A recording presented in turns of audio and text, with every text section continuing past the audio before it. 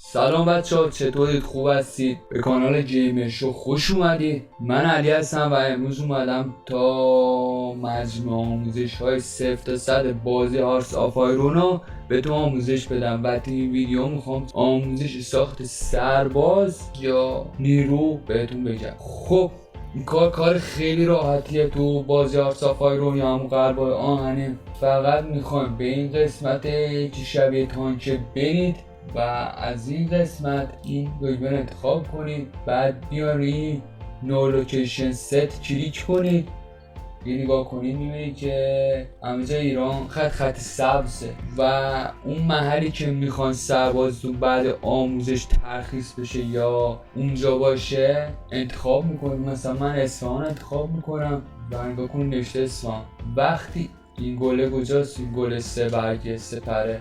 اینجا وقتی پر شد مثل این جعبه است پر شد، سرباز دو خودش خودکار ترخیص میشه و اون استانی که شما انتخاب کردید اونجا ترخیص. میتونید مثلا تو همزمان نسبت به تجهیزات دوستایی که دارید میتونید همزمان مثلا چند تا سرباز بسازید.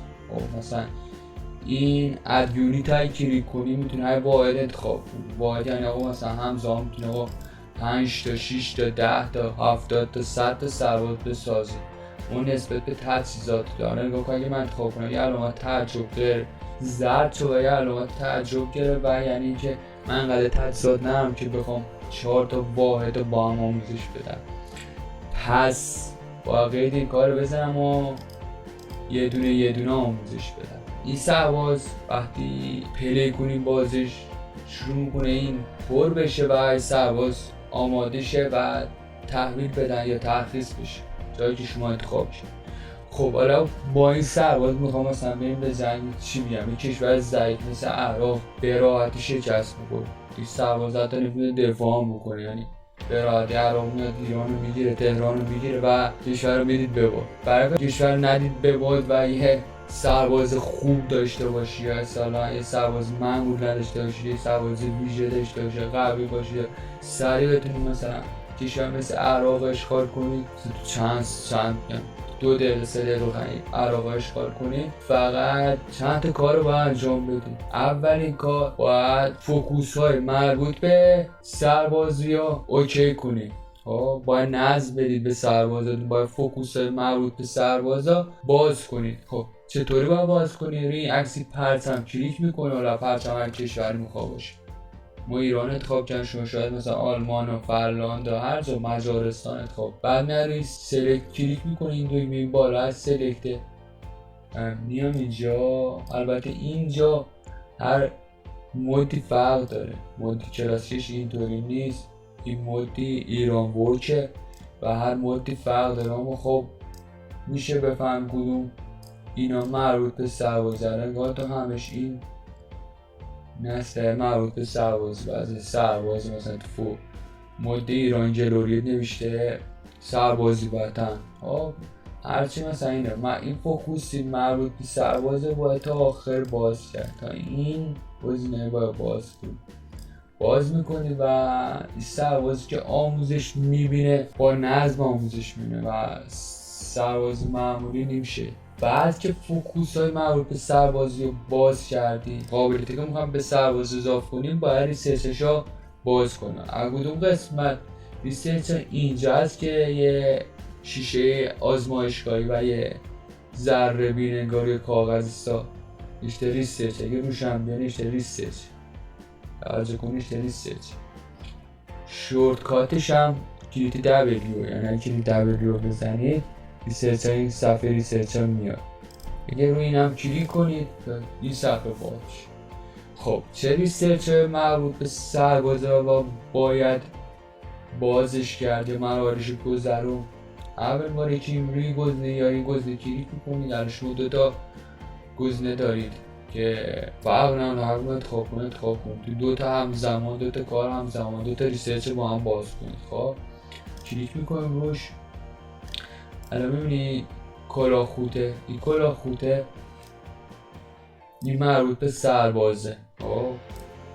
میخوان سرباز آموزش بدید، این کلاهخوته را ریسرچ مربوط شو باید باز کنید. یکی ریسرچ رو با باز کنید اینه، این کلا خوده. دومیش اینه، مثل چی نشتی ساپورت نمیدونم کامپلیشن یا چیزی ساپورت اکومنت رو مثلا اینو باید باز کنی اگه بتونی لول مثلا این لول الان مثلا 4 اگه بتونی باز کنی سرباز رو قابلیت خوب میگیره. ریسرچ رو باید باز کنی. ریسرچ بعدی که باید باز کنی ریسرچ آرتلری رو باید باز کنی. قابلیتی مثلا به سرباز قابلیتی آنتی تانک بدی، مثلا قابلیت آنتی ای رو میتونی بدی، آنتی تانک رو میتونی، آرتلری رو میتونی بدی، راکت ها مثلا قابلیت راکت میتونی بدی. این سوم ریسرچی که باز باید بکنی برای چی؟ برای سربازی ویژه که میخوام آموزشش بدی. حتی این تانک هم میتونیم بازش کنیم، اما خب زیاد به کارمون میتونیم قابلیت تانک هم به سرباز اضافه کنیم. حالا این هم باز کرد چطور این قابلیت رو اضافه کنیم، قابلیتی که توی ریسرچ باز کردیم چطوری باید به سرباز اضافه کنیم. کجا بود داشتیم گفتم سرباز آموزش میدی؟ این قسمت روی تانک، روی نماد تانک کلیک میکنیم و میام اینجا نوشته ادیت کلیک میکنیم روش. حالا آقا مثلا تو ریسرچ آقا چند تا چیزا رو باز کردیم، خب حالا میخوام اضافه کنیم. این سرباز معمولی که فقط یه آدم یه اسلحه دستشه و تنها چیزی که داره یه اسب اسلحه به درد نمیخوره. شما باید ویژگی بهش اضافه.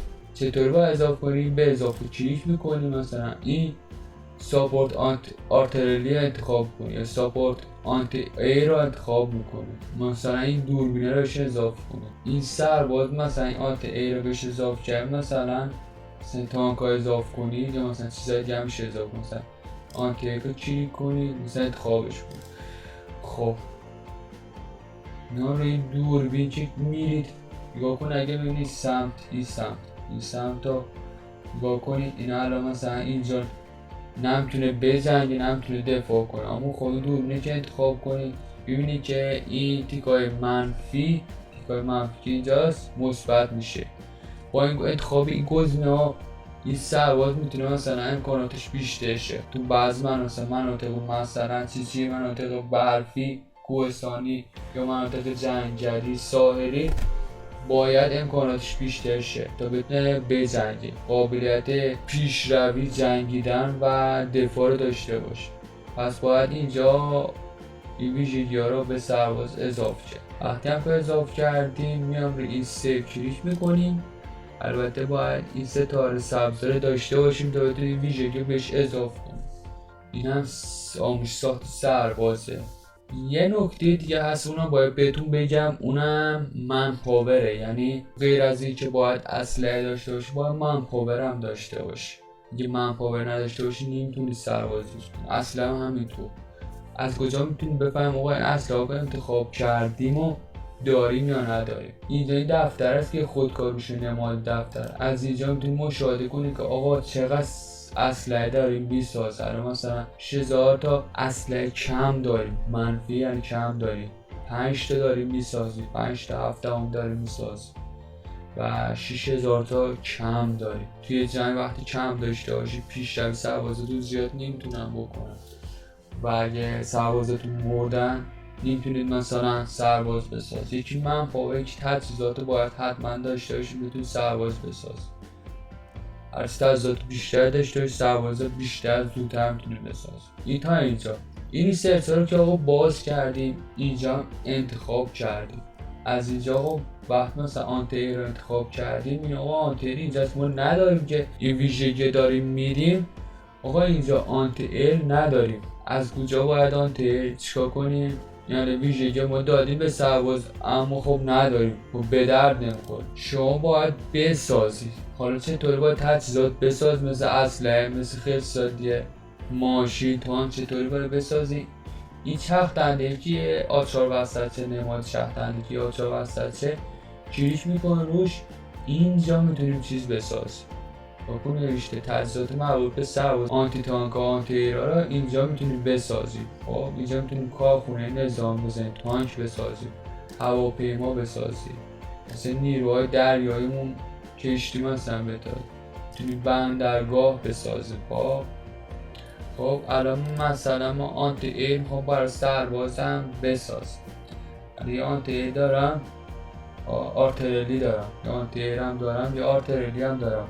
الان خب یه آرتلری به این شروع کنم آرتلری بسازم تا این ویژگی آرتلری که به سربازم اضافه کردم بتونه سربازم استفاده کنه، یعنی فقط یه ویژگی بی خود بهش اضافه نکرده باشی، تجهیزاتش هم داشته باشه. ولی تجهیزات اضافه کرد. الان مثلا اینجا ما میتونیم او مثلا بگم آقا مثلا در روز یا مثلا در ساعت مثال آقا یه اسلحه تولید.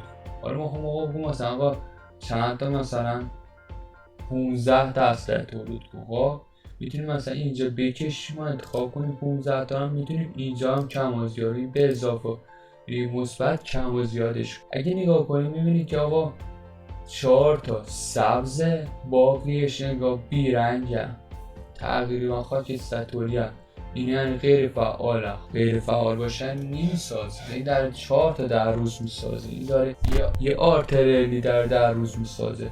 حالا باید چیکار کنیم؟ باید کارخونه های نظامون افزایش بدیم. الان اینجا نوشته چی کارخونه های نظامی، چطور کارخونه های نظامون افزایش بدیم؟ روی این قسمت این ماشین هستا مثل حالتی بوریجیزر هستا، مثل این بیل بکوپ هستا، روی این کلیک میکنیم و میام اینجا این آچار هست که کارخونه سبز زنگ بارشه، اینا کارخونه های نظامی.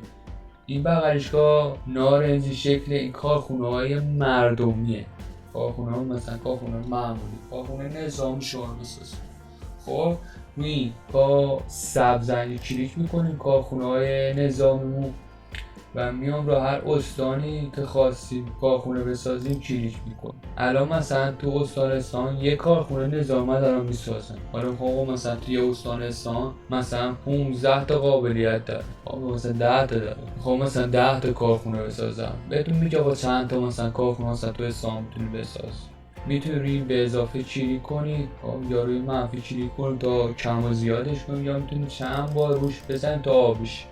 الان 2 تا کارخونه میتونید تو اصفهان بسازید. تو تهران مثلا یه دونه میشه بساز، تو همدان 2 تا میشه بساز. خب باید کلیک کنیم مثلا یک کارخونه خاصه 2 تا کارخونه. وقتی این مستطیله که داره میره سبزن شد نگاه کنید 343 روز دیگه یک کارخونه برامون ساخته میشه. خب 343 روز دیگه کارخونه ساخته شما میتونیم آقا مثلا ویژگی که به سرباز میداریم مثلا باز کنیم. آقا مثلا ما به سربازمون ویژگی تانک اضافه کردیم، این تانک هم داریم، انتخاب کنیم. اما خب قهوه‌ایه. وقتی کارخونه ساخته شد شونه تانک بسازه، یه دونه تانک در روز بسازه، میتونه مثلا بیشتر کنه، هرچی کارخونه بیشتر باشه بیشتر میتونه تجهیزات بسازه. تجهیزات هم ساختیم، تجهیزات داریم، منپاور داریم، یعنی نیروی ویژه میسازیم و اوکی میشیم برای حمله یا دفاع. آموزشمون تموم شد، امیدوارم که این آموزش به دردتون بخوره، قابل فهم بوده باشه. اگه قسمت های دیگه بازی هارتس آف آیرون رو آموزش رو میخواین زیر ویدیو کامنت کنید تا براتون بسازم. اگه مشکل داخل ویدیو و قسمت نفهمیدید یا اصلا ویدیو ضعیف بود لطفا کامنت کنید، خوشحال میشم کامنتاتون رو بخونم، همه کامنتاتون رو میخونم. لایک ویدیوتون نره اگه خوشتون اومد، کامنت هم یادتون نره. اگه سابسکرایب نکردین کانال من رو سابسکرایبش کنید. دوستتون دارم، خدا نگهدار، به امید دیدار.